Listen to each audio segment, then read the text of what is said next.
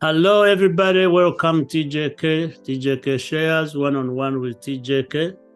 Today, we are blessed and honored to be hosting live. Don't call it studios, but live together in one space. My good friend and brother who has traveled miles and miles to be here. And while he's here, we agreed we will share just a little bit on the topic of entrepreneurship.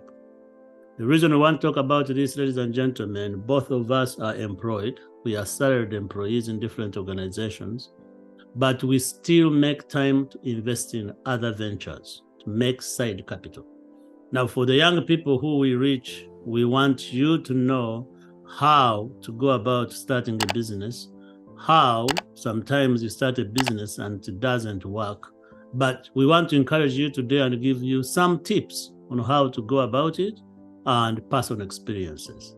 Ladies and gentlemen, continue to share, subscribe to grow this channel, and every week we continue to bring you transformational people who are doing extraordinary things. As we say, ordinary people doing extraordinary things in this world.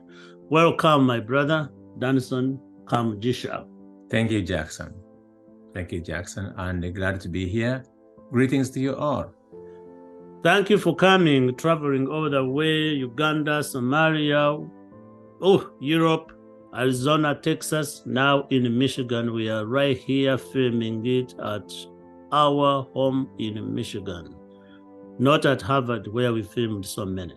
Please, Danson, tell us a little bit about yourself, background, children, wife, and then we'll get into this conversation. Thank you, Jackson. My name is, you mentioned, Danson Kamugisha. I'm from Uganda. I am married to Miri Mbabazi Kamugisha. We have 4 children with us, scattered all over the world. And I'm an employee of one of the organizations in this world working globally, the United Nations. And like he has mentioned, I've engaged and continue to engage in a few business enterprises, which is one of the risk ventures. But I want to tell you that fearing to risk is more risky. Yes. So you've got to engage and you've got to try and don't fear to lose. So trying a couple of few businesses, some of which I'm doing with him and others with other colleagues as well. So glad to be here, Jackson, and let's go for it. Yeah. So Danson and I have known each other since I was 5. I'm a little bit older, not too older. 5 years old, Danson's dad was a pastor at our Zitun Seventh-day Adventist Church. People, one thing we are going to talk about is also keeping relationships that are healthy and keeping them for a long time. You can imagine at 53 years old now, I still have the same friend I had as a child. So, high five. High five. We've done it. Our children will watch this, like Donaldson, Nicholas, Tali, and Tessa. He actually asked Tali and Tessa if they want to come in while we are filming this, and they say, "Oh, no, thank you." But we've been friends. We've gone through so much together. We've seen ups and downs. Talk a little bit about your upbringing, your siblings, and how at that young age you ended up in the village of Kambuga. Thank you. A son of a pastor Ndhura Elijah, a Seventh-day Adventist pastor. And at my early years of childhood, that's when he took up the missionary work and was posted in different directions. And one of those areas happened to be Jackson's community. So that's where we went and picked our friendship at that low age from the Church of Zaituni, and the rest is history till today.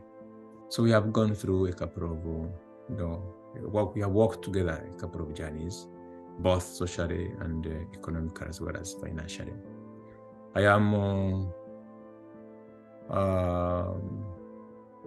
about the 5th or 6th of my daddy's children. I have 5 brothers and currently 4 sisters. Yes. My other siblings, most of them live in Uganda, and that's where they work. So went through education, through the normal standard processes of education, through universities and through master's programs and other professional trainings and other areas of professional work. I'm a chartered certified accountant of UK, and having worked through several organizations in Uganda, and then ended up in the United Nations in different countries, and currently posted in Mogadishu, Somalia. As a man who has traveled in different places, you've worked in Sudan, you've worked in Liberia, you're working in Somalia, United Nations. We have done an episode on the United Nations. Recently, when I spoke at United Nations, we did an episode after I spoke there. So we will also kind of look at what that means, headquartered in New York. And for those of you who want to know more, please put your questions in the chat and we can give you more information on it. You invested in Rwanda way early when you lived in Rwanda. We both invested in Uganda. Let's talk a little bit about the risks involved in investments. And trust us, we've also tried some that have failed, or somebody dwindled our money and we ended up making a loss. But what made you decide to invest in Rwanda? Rwanda was short of accommodation facilities. And at that time, a lot of gaps that existed in accommodation attracted me into the same area. But more so, I was looking at something close to a more commercial area that would have attracted many people, either renting for normal accommodation facilities, or doing it into more Airbnb or a hotel, or which attracted me into that area, and I ended up near the airport, buying a smaller property there that I developed into 3 pieces of medium accommodation facilities. It didn't turn out to be what really I expected in terms of returns, but it is there. It is still there, and we get some little bit of returns indeed. Now, we have also tried to explore other opportunities to invest in the same country, and some have worked and others have not worked, like any other investment maybe. But fearing into risk is more risky. And in investment, you will either lose or you will earn, and the degree of the margin will always differ. But to go for it, any other coin that comes in is worth it. So for you and I, that means we take part of our savings, save over time, and make a round figure and go get something and invest. Right. For some people, it involves borrowing from the bank or institutions, or even saving and borrowing as a combination, hybrid. Right. Many of our listeners will come from all different ways. Which one would you encourage more people to look at least those who are employed and they want to venture? Save their money and go invest, or save and borrow and invest, or borrow and save their money somewhere else? This will depend on the circumstances and the individuals, specific individuals. Those who are working, it would be better to use your savings. Every money, every coin borrowed has a cost. So taking a loan has a cost and risk involved. Yes. Now, you need to be careful as to what type of business you're going into with borrowed funds. Because if you lose that business, it's a double loss.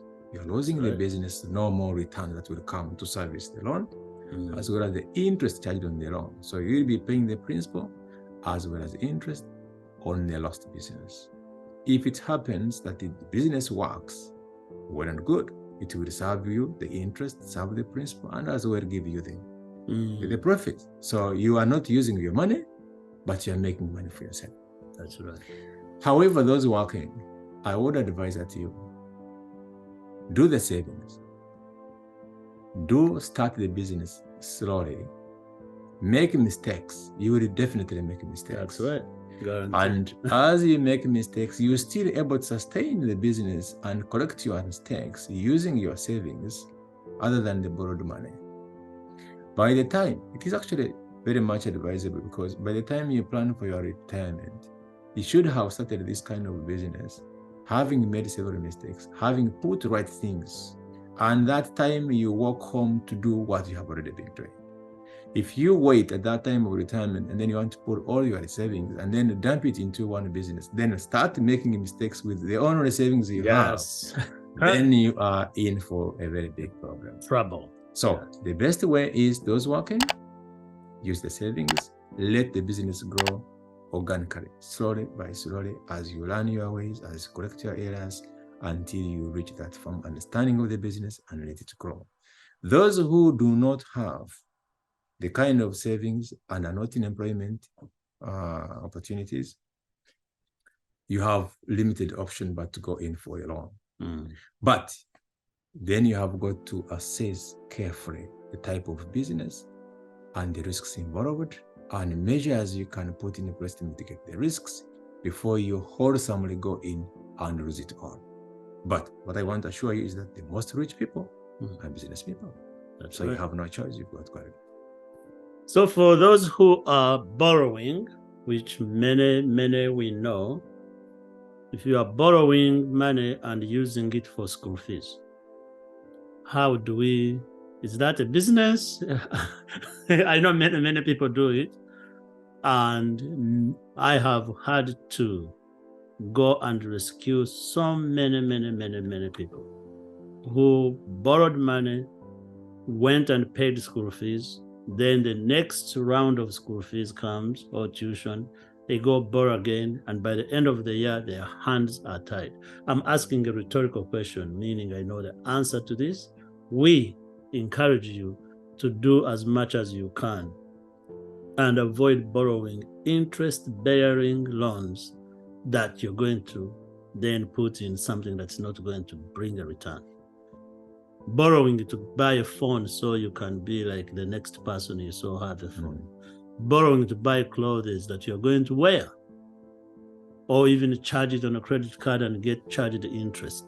That money you have to pay and you have no returns on the other one. If you're starting a business, borrow the money, put it in the business. The interest has to be paid, and you're also paying principal. Two payments, principal and business. Danson, we got in a business of growing trees many years ago, which we've both enjoyed a partnership of doing. That's a long-term business. So while we are talking about entrepreneurship, ladies and gentlemen, is short-term. I have a deal, buy this, supply it here, get paid, pay back. I'm going to start a business growing coffee, maybe 3-4 years. I am going to get returns and do this. We decided to do long-term. We decided to do long-term investment in trees, which takes patience. Patience, which takes a lot of investment and ongoing put in money. Maybe you can share a little bit about the strategy we have used without really exposing too much.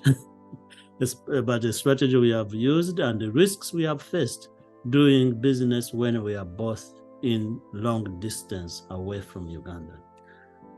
Yes, we looked at it as a retirement initially package, because this is an investment which will cost you about 15 years to start realizing the results, the return on investment. And I wish we had known this before, and we started it when we were probably in 20s. That would have started already, benefiting, enjoying our returns. Now, it is an investment that you must be prepared and committed to put a lot of money and not expect a return tomorrow. So you must have that money knowing that this money you're going to put aside for a long time, for which you will get a return later. Now, we have two things here. When you are in employment or in an ordinary day-to-day business, where you are deeply involved yourself, you are working for money. You go, you work, you get paid. You go and attend to your shop every day. If you don't attend to your shop, you'll close it, and then money will not work for you. Yes. We also have where you do investments and money starts working for you. So when money is working for you, whether you are there or you're not there, you will still realize an income coming in. So the body, as we grow, gets tired and weaker. Your energy, your rhythm, your brain sharpness all goes down naturally. That's how it works. So now you need to look at what can you do today that will bring you and work for you tomorrow when you are actually weak. That's right. And commercial tree plantation is one way. When you are able now to plant. At that time, when you are no longer able to, even when you are still able, the return will come. That's one of the projects.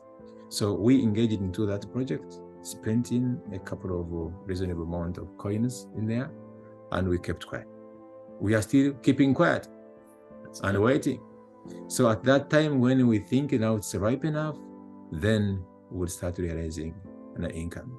And at that time, whether I'm working or not working, the trees will pay me. So I want to encourage you, if you can, it's one area. And do not look at it in terms of doing it at one go. This is an investment you're going to do in probably a period of 15, 20 years. That's right. Start small, but never stop. Even now, about 15 or 10, 12 years ago, you're still doing it. So start and keep planting, acquire more land, plant more. Even at 70, you do still plant. That's right. So, ladies and gentlemen, we want to just have a short conversation. When you are thinking of your types of investments, you can think about short term, you can think about mid term, you can think about long term. We just talked about long term investment. You can build apartments as mid term investment, but that money comes slowly. But you can start a software company, you can sell chapatis, you can sell mandazi, you can open a shop. But drop your comments down in the bottom of this. Ask questions, and we'll bring you more experts and more people to have these conversations. But as we all are born, and as those of us who have children, when your child is born, start planning for their college education and where you're going to send them to school. Danson and I have both done that and has paid off our children at college. His daughter is in college, my son is in college, and it's because we started at birth. I also remember right now, at one time you're going to die. Start putting funds aside for your life insurance. It's such a shame that we die and we start scrambling to buy a coffin for the dead ones. That's something also you can plan. Right. Down in the episode, you'll find an episode we did with Sharon Tomashari that talks about investing and opening up those accounts. So continue to learn and share. Please close with any comments you want to close. We want to make this short and sweet so he can catch his airplane back to the job. Just a few advices. One, you have no choice. You have got to do investment. Yeah. Because if you don't do, then tomorrow will be certainly harder, and we don't know how long you're going to be on this planet. You may go up to 100 years, and at that time you may not have any more energy to work, but your investment will work for you. As you do day-to-day survival businesses, think about that time when you will not be in position to go out and work. So do long-term alongside day-to-day survival. There is what we call over-investment. Do not invest too much in the long time and forget that you have to survive today. Exactly. So you need to balance the two. So even today you are able to get what you need to survive. Otherwise you will sell the long-term investment you started on to service today for your survival. It is important that you do that. Do not fear to risk. Otherwise it will be more risky. And I can assure you, you'll make mistakes along the journey. So don't fear the losses. Make the losses, stand up again, walk and think wide, outside the box. Several options available to mitigate the risk. Do not put your eggs in one basket. That's right. Go in health, go in agriculture, go in ordinary business, merchandise, but try to make survival beyond your realm of employment. Thank you very much, sir. Have a good flight. Thank you. We will follow up, and based on all the comments and questions you have, we can always do a second episode with Danson Kamugisha. And if you ever want your company to be audited or accounts to be done properly, this is the man. So we only focused on a few things, but whether it is accounting, whether it is healthcare, whether it is mechanics and spare parts, land, trees, we have tried some. He has done even more. And for those of you who are employed within your work, you can also pool money amongst you in what we call circles in Uganda, or togetherness anywhere in the world, and save money to start that business you've always wanted to start. We know the best is yet to come. Thank you for watching. Share, subscribe, and we'll continue to learn, unlearn, and relearn together.